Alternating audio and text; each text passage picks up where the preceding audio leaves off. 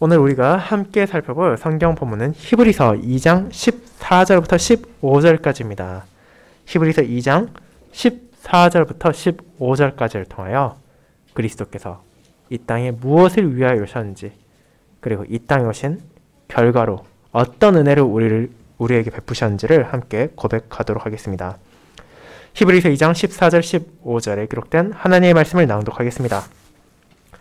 자녀들은 혈과 육에 속하였음에 그도 또한 같은 모양으로 혈과 육을 함께 진심은 죽음을 통하여 죽음의 세력을 잡은 자 곧 마귀를 멸하시며 또 죽기를 무서워함으로 한평생 매어 종노릇하는 모든 자들을 놓아주려 하심이니.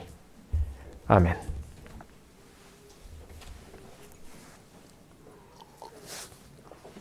설교 후에는 찬송 12장 4절, 5절, 6절을 이어서 함께 부르도록 하겠습니다. 사랑하는 주 예수 그리스도 안에 있는 형제 자매님들, 매해마다 12월 25일이 다가오면 상점은 분주해지고 선물 가게들은 문정성시를 이룹니다. 부모들은 자녀들에게 어떤 선물을 사줘야 할지를 고민하고 연인은 서로에게 사랑하는 마음을 표현하기 위해 계획을 짭니다. 길거리에는 캐롤이 울려 퍼지고 도심가에는 거대한 트리가 찬란한 빛을 반짝거립니다. 코로나로 인해 여전히 많은 어려움이 남아있지만 그럼에도 사람들은 나름대로 연말의 분위기를 즐기고 성탄절을 행복하게 보내기 위해 노력하고 있습니다. 그런 모습들이 아름답고 즐겁지 않습니까? 하지만 여러분이 그런 세상의 모습을 조금 더 주의 깊게 살펴본다면 그런 기쁨과 서로 나눈 선물 그리고 즐거움 가운데 무언가가 외면당하고 있다는 것을 깨닫게 될 것입니다. 그것은 바로 그 날이 진정으로 어떤 날인지에 대한 것입니다. 성탄절, 크리스마스는 무슨 날입니까? 많은 사람들은 왜 이 날이 휴일로 지정되었는지를 애써 생각하지 않으려 하고 그것을 왜 기념하는지 의식하지 않으며 그저 세상에 있는 많은 공휴일 가운데 연말에 위치하고 즐기기 좋은 하루로 치부하려 합니다.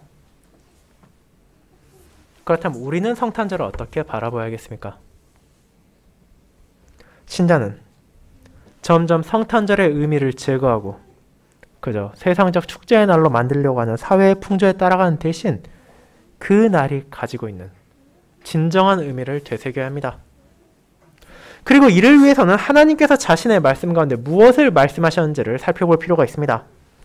그리스도께서 왜 이 땅에 오셔야 했는지, 그리스도께서 이 땅에 오심을 통해 어떤 은혜가 우리에게 주어졌는지를 이해하지 못한다면 그 누가 성탄절이 가진 의미에 합당한 기쁨과 즐거움을 온전히 누릴 수 있겠습니까?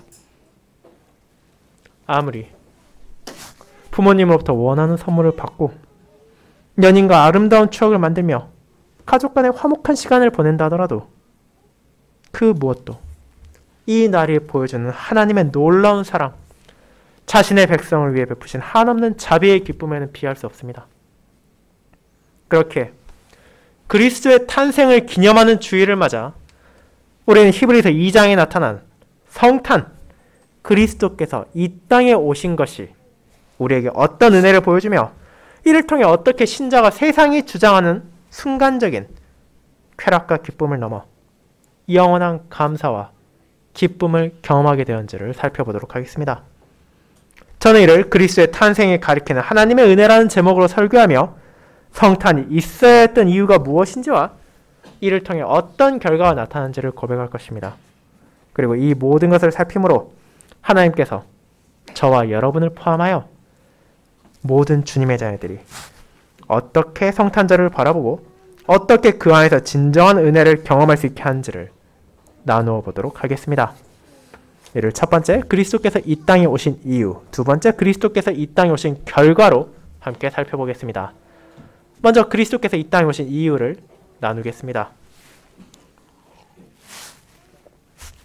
형제자매 여러분, 저와 여러분이 너무나 잘 알고 있는 것처럼 그리스도께서 이 땅에 오신 것은 우연히 일어난 것이 아니라 하나님의 영원한 계획 안에서 그분의 섭리에 따라 발생한 위대한 구속 역사입니다. 그리고 하나님께서는 이 은혜를 자신의 백성들에게 숨기지 않으셨습니다. 그분께서 전해주신 진리의 말씀의 성경을 펼쳐볼 때 우리는 구약의 시작인 창세기로부터 시작하여 신약의 마지막인 요한계시록까지 계속해서 이 구속자의 약속이 나타나고 성취되고 있음을 바라볼 수 있습니다.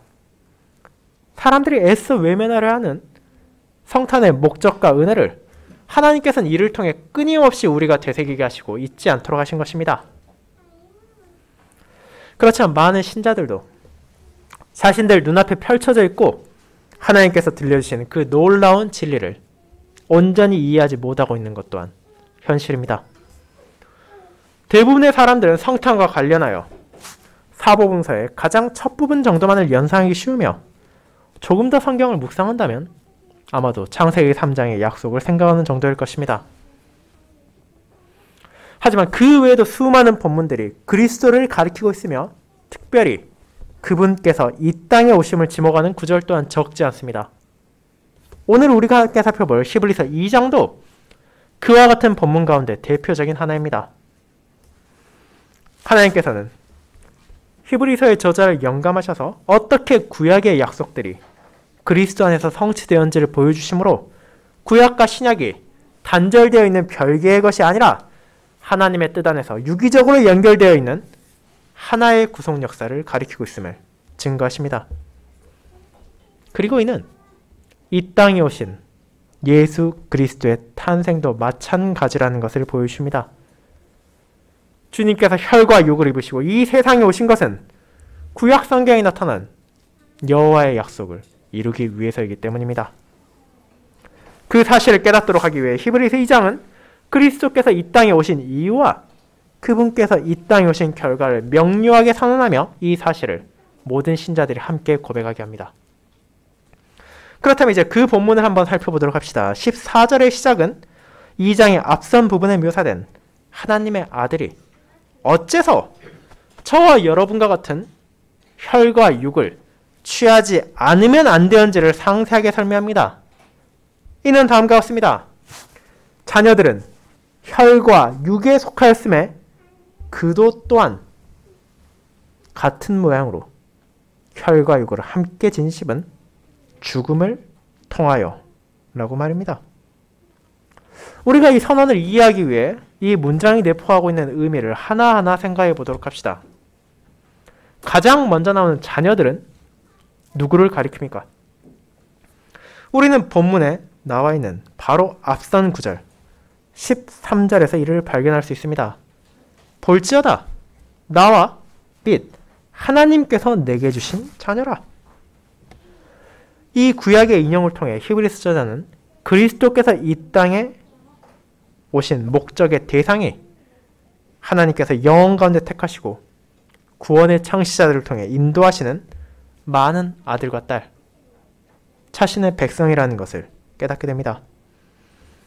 하나님께서는 그분의 자녀들을 선한 목자인 자신의 독생자에게 주었습니다. 자, 그렇지만 이어지는 선언, 이 자녀들이 혈과 육에 속해 있다는 것은 어떤 의미를 가집니까? 이는 말 그대로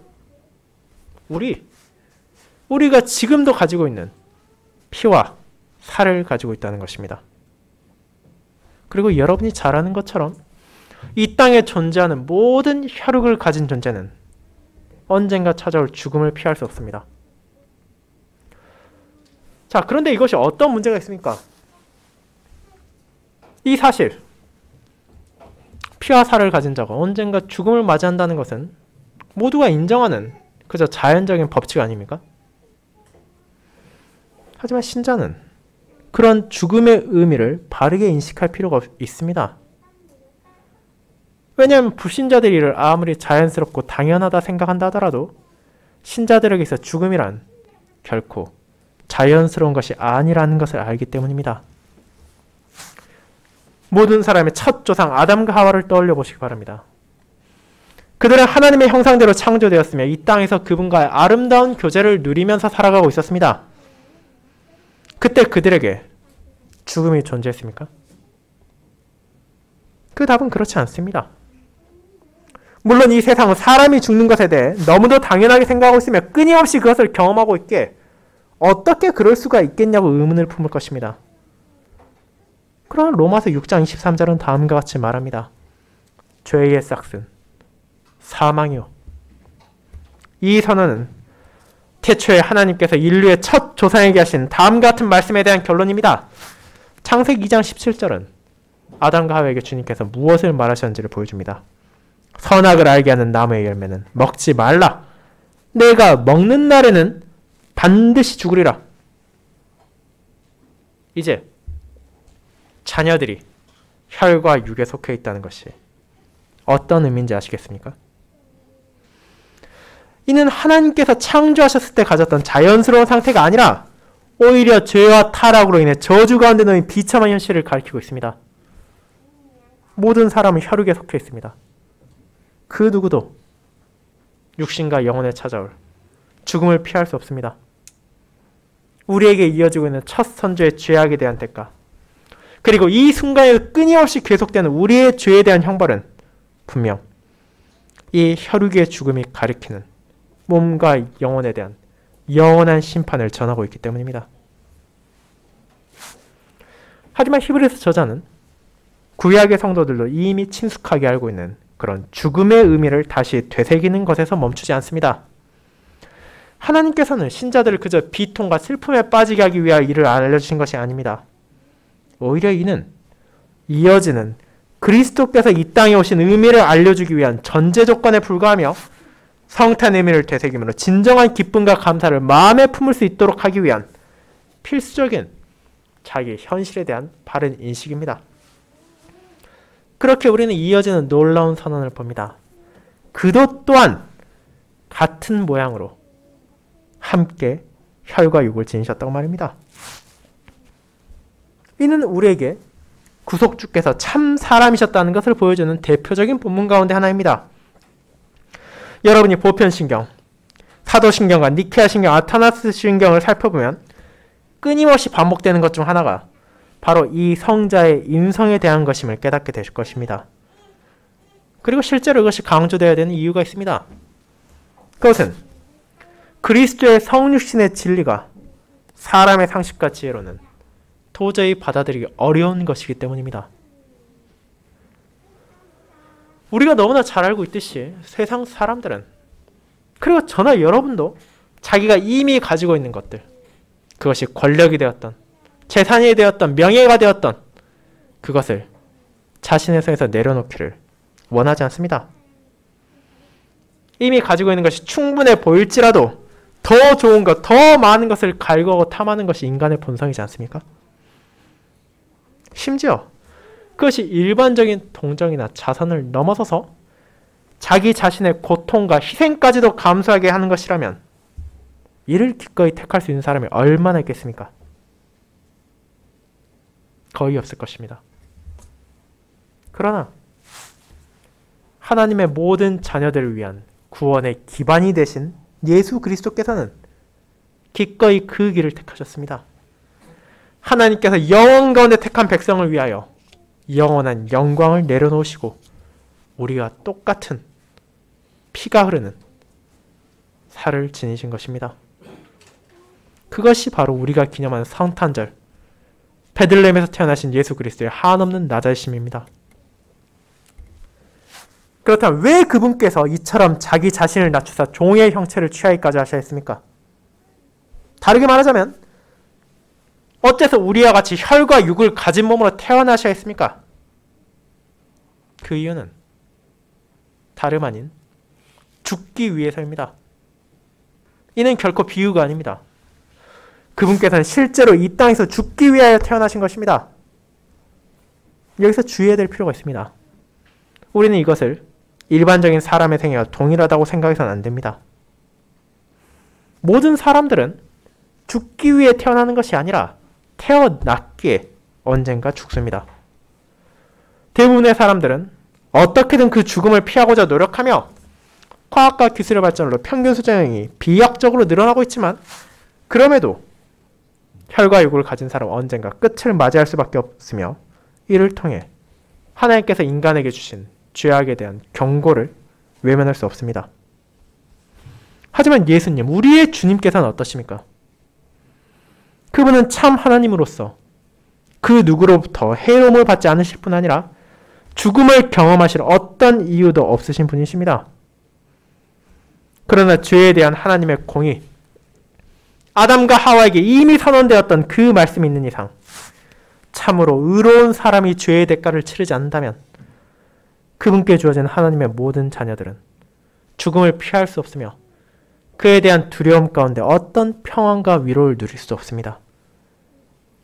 그런 상황에서 이제 하나님의 무한한 사랑이 명백하게 드러납니다. 그것을 우리는 예수 그리스도의 성육신, 성탄절을 기념하는 그분의 탄생에서 바라봅니다. 분명 예수님께서 혈과 육을 입고 이 땅에 오심으로 우리가 누릴 수 있는 은혜는 한없이 넓고 큽니다. 그분께서 우리와 동일한 고통을 겪으셨기에 그분은 우리의 비참을 이해할 수 있는 중보자로서 우리에게 기쁨을 주십니다. 그분께서 우리의 연약함도 아시기에 이제 우리는 자신의 필요를 구하기 위해 그분께 나아갈 수 있습니다. 하지만 성탄의 가장 큰 목적은 바로 그분께서 죽기 위해 이 땅에 오셨다는 것입니다. 죽음을 경험할 이유도, 죽음을 경험할 필요도 없는 하나님께서 오직 자신의 백성을 대신하여 죽기 위해 우리와 함께 혈과 육을 가지셨습니다.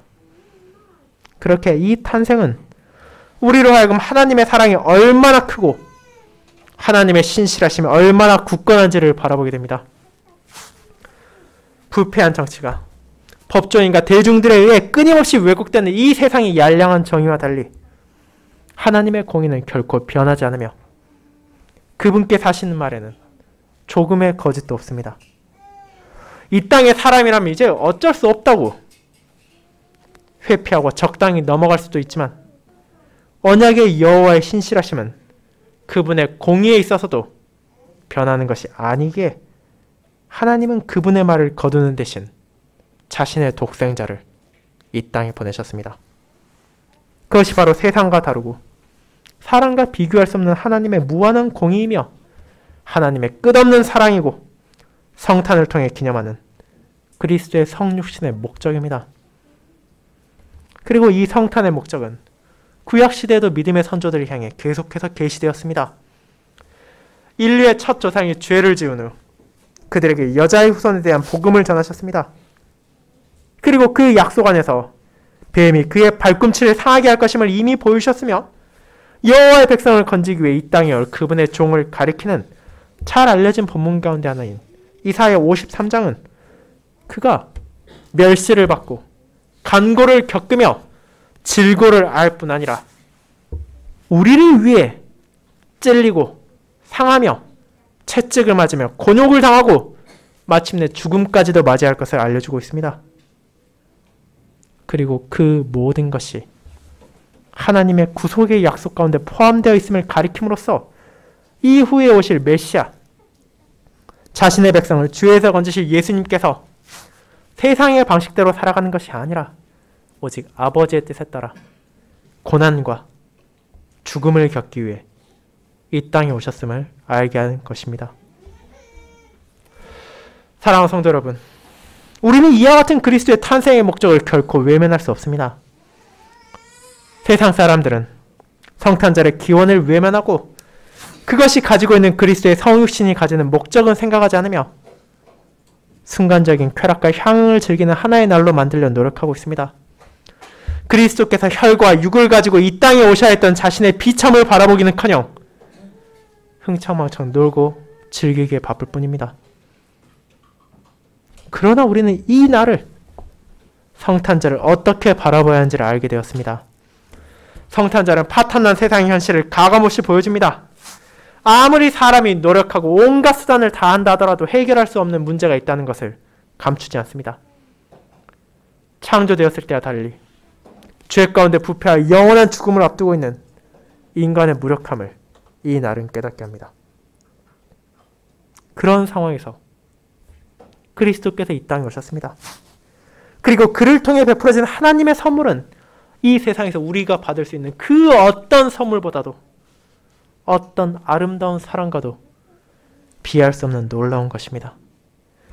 우리의 비참과 무력함으로 인해 다가올 심판에 대한 답을 누구도 제공할 수 없기에 하나님께서 이 땅에 죽기 위하여 오셨습니다. 죽음을 경험할 수 없는 하나님께서 죽기 위해 혈과 육을 취하심을 통해 우리를 향한 그분의 사랑은 더 이상 높아질 수도 더 이상 커질 수도 없는 절정에 달했다는 것을 알게 됩니다. 그리고 이 사랑이 가져온 놀라운 결과는 자신의 죄와 비참으로 인해 하나님께서 이 땅에 오셨음을 알게 된 신자들을 그저 한순간의 즐거움의 기쁨이 아니라 영원히 흔들리지도 않고 변하지도 않는 참된 감사와 찬송의 기반으로 인도합니다. 이것이 두 번째, 그리스도께서 이 땅에 오신 결과로 우리를 인도합니다. 성도 여러분, 이처럼 하나님께서 죽기 위해서 혈과 육을 가지셨습니다. 그러나 우리는 이 세상에서 아무리 아름다운 목적을 가지고 무언가를 성취하기 위해 시작한다 하더라도 실패한 일이 부지기수라는 것을 알고 있습니다. 우리는 넘어지고 길을 잃고 헤매며 망칩니다. 열심히 계획을 세우고 그것을 달성하기 위해 최대한 준비를 한 후에 과업에 돌입한다 하더라도 어떤 변경이나 조금의 차질도 없이 원했던 결과를 이루는 것은 극히 드물게 일어날 뿐입니다. 그런 관점에서 그리스도의 탄생을 바라본 이들이 분명 있습니다.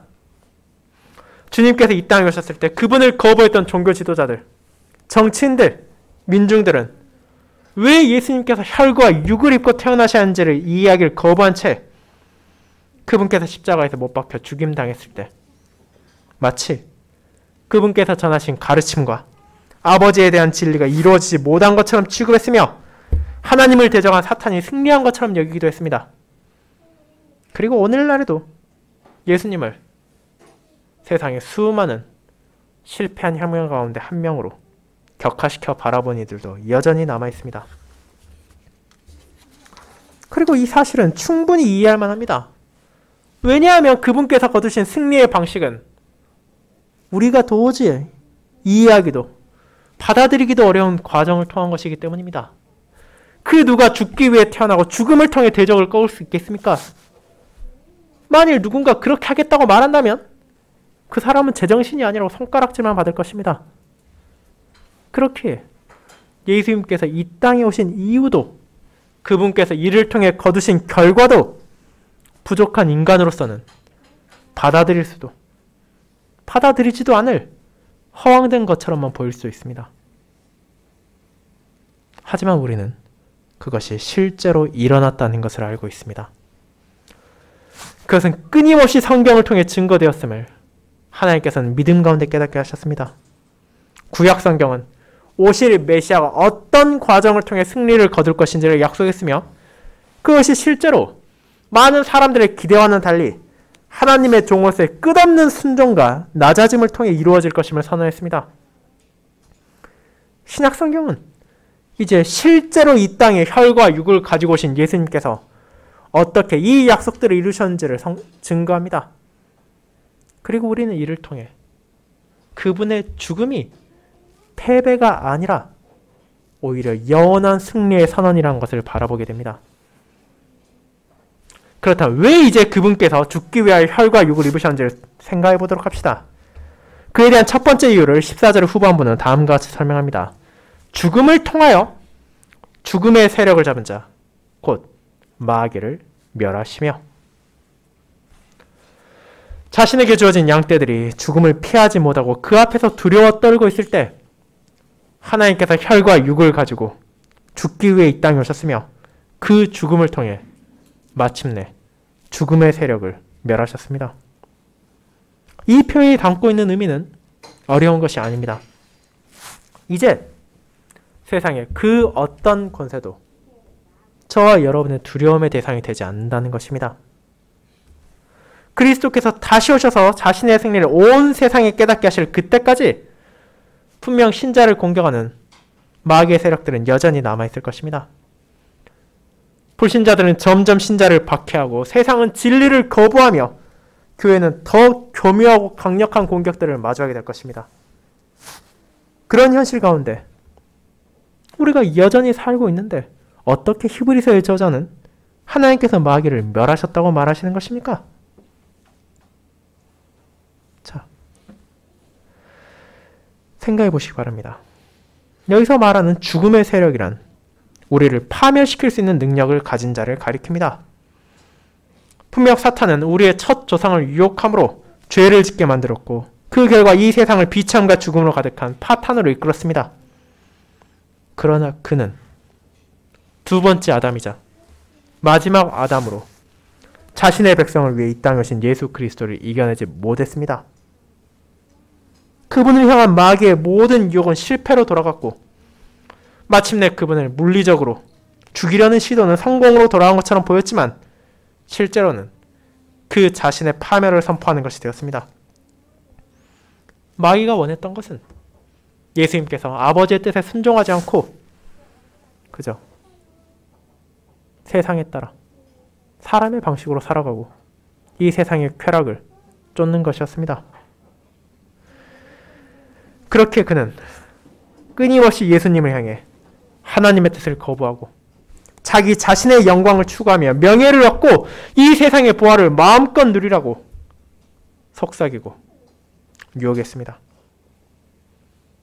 그러나 예수님께서는 자신의 낮아짐의 가장 마지막 순간까지 아버지의 뜻에 순종하심을 통해 마침내 십자가에서 죽으심으로 그분께서 이 땅에 오신 목적, 혈과 육을 가지고 세상에 찾아오신 대로 우리를 위해 자신을 비우셨습니다.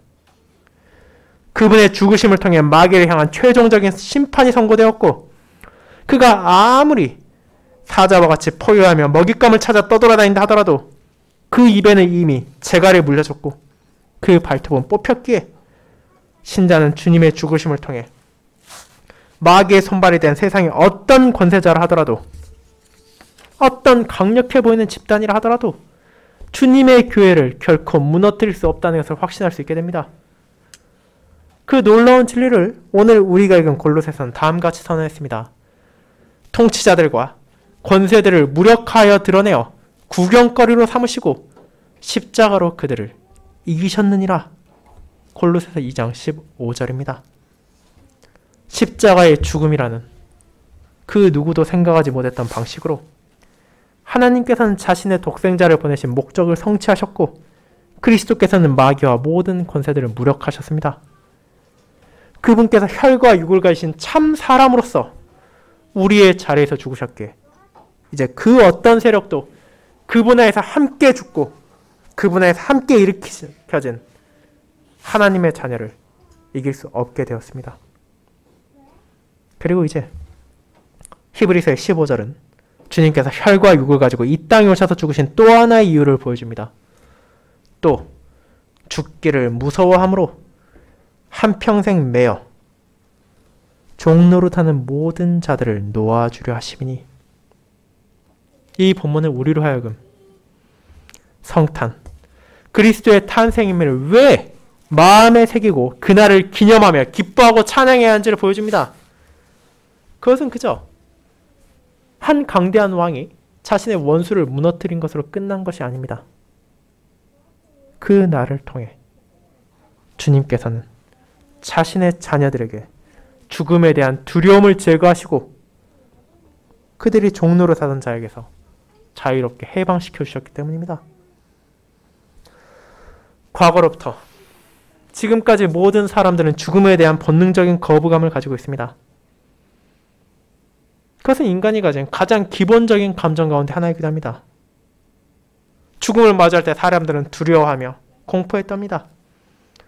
어떻게든 그것을 피하기 위해 노력하고 마침내 그 순간이 다가왔을 때 자신의 감정을 평온히 다스릴 수 있는 사람은 극히 드뭅니다.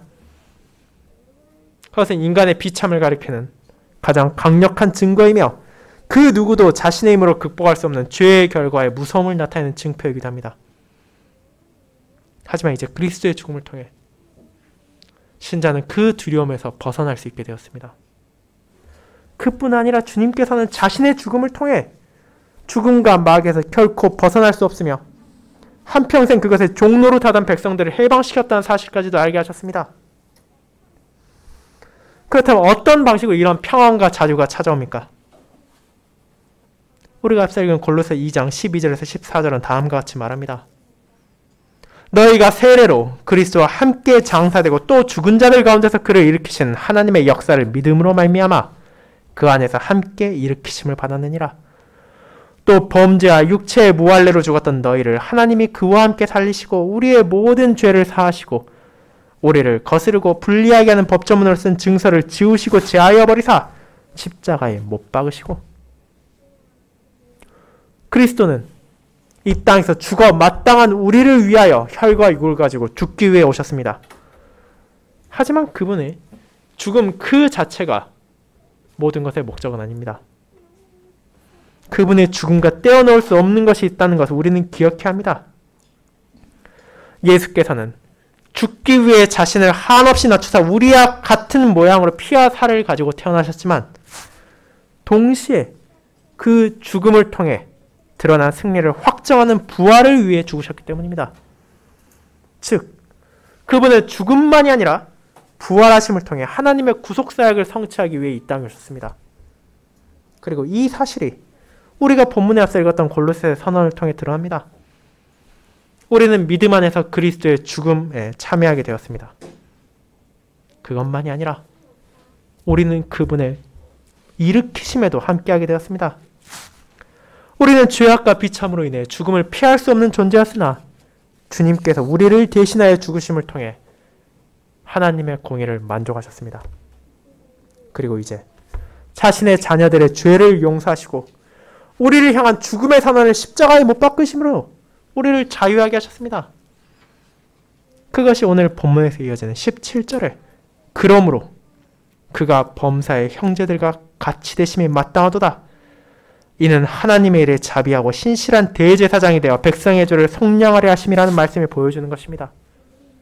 즉, 그리스도 안에서 우리는 죄의 용서를 받았습니다. 우리에게 죽음이 찾아와야 했던 이유, 마귀가 우리를 지배할 수 있는 권세를 가질 수 있던 이유는 인간의 범죄 때문입니다.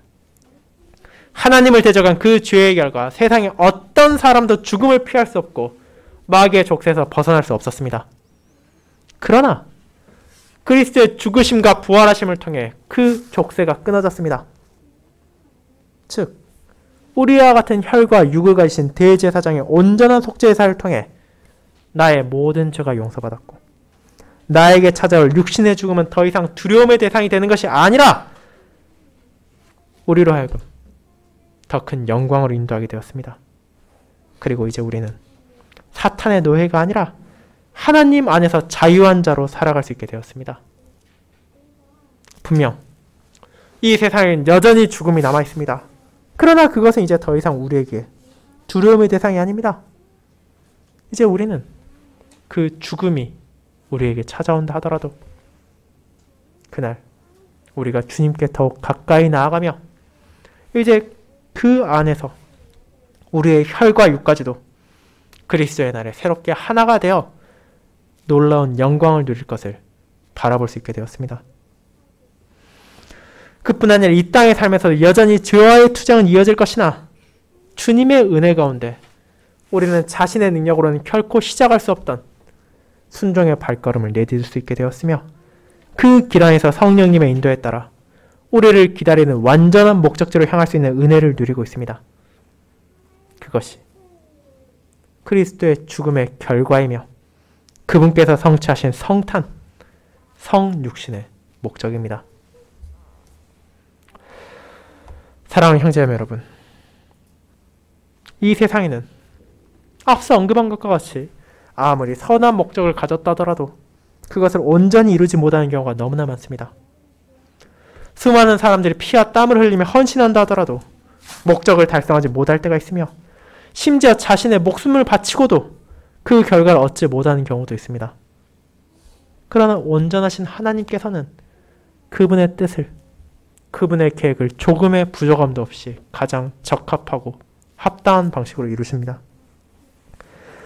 성자 하나님께서 자신을 비우시고 저와 여러분과 동일한 연약하고 부족한 종의 형체를 취하고 이 땅에 오셨습니다. 그분께서는 우리와 마찬가지로 온갖 고난을 겪으셨으며 세상의 비참을 그 혈육으로 직접 경험하셨습니다. 그리고 십자가에서 죽으심을 통해 자신이 이 혈과 육을 가지고 이 땅에 오신 목적을 성취하셨습니다. 세상과 타협하지 않으시고 찾아올 고난에도 물러나지 않으시며 자신의 백성을 대신하여 그분의 진노의 잔을 받으심을 통해 마귀의 권세를 멸하시고 사망에 쏘는 것을 제거하심으로 이제 그분 안에서 하나님의 자녀들은 공포와 두려움이 아니라 소망과 기대 안에서 죽음까지도 바라볼 수 있게 되었습니다. 그 모든 주님의 사역을 성탄을 기념하며 우리는 바라보고 마음에 새깁니다. 하나님께서 우리를 얼마나 사랑하시는지, 하나님께서 얼마나 공의로우며 신실하신지,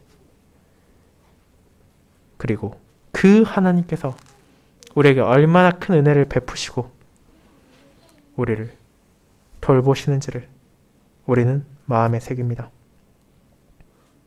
세상이 아무리 성탄의 의미를 숨기려 하고 아무리 여러 가지 궤변과 산타를 외친다 하더라도 우리는 그날의 진정한 의미를 알게 되었습니다. 이 날은 우리를 자유롭게 하기 위하여, 우리를 두려움과 공포에서 건지기 위하여 혈과 육을 가지고 죽으시기 위해 주님께서 이 땅에 오심을 기념하는 날입니다. 이를 마음에 새기고 올 한 해의 마지막 순간에도 또 내년부터 이어질 또 다른 한 해에도 그 주님을 바라보고 그 주님 안에서 위로와 기쁨을 나누시길 소망합니다. 아멘.